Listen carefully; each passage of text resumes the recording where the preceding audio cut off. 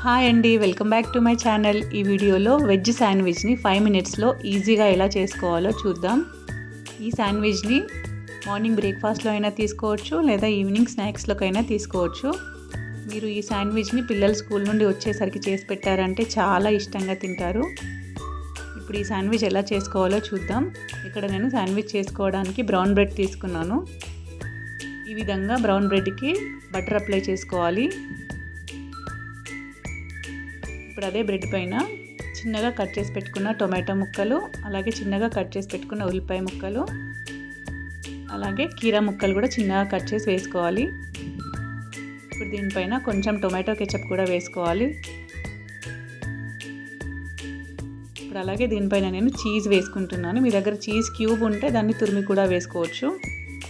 ఇప్పుడు దీనిపైనే కాస్త chilli flakes వేసుకోవాలి.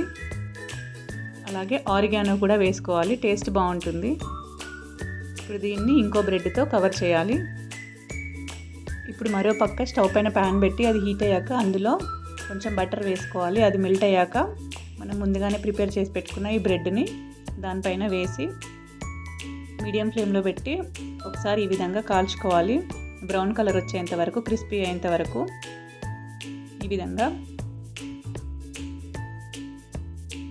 ఇప్పుడు శాండ్విచ్ రెడీ అయింది. మనం ఈ విధంగా కట్ చేసుకొని ప్లేట్లోకి సర్వ్ చేసుకోవడమే.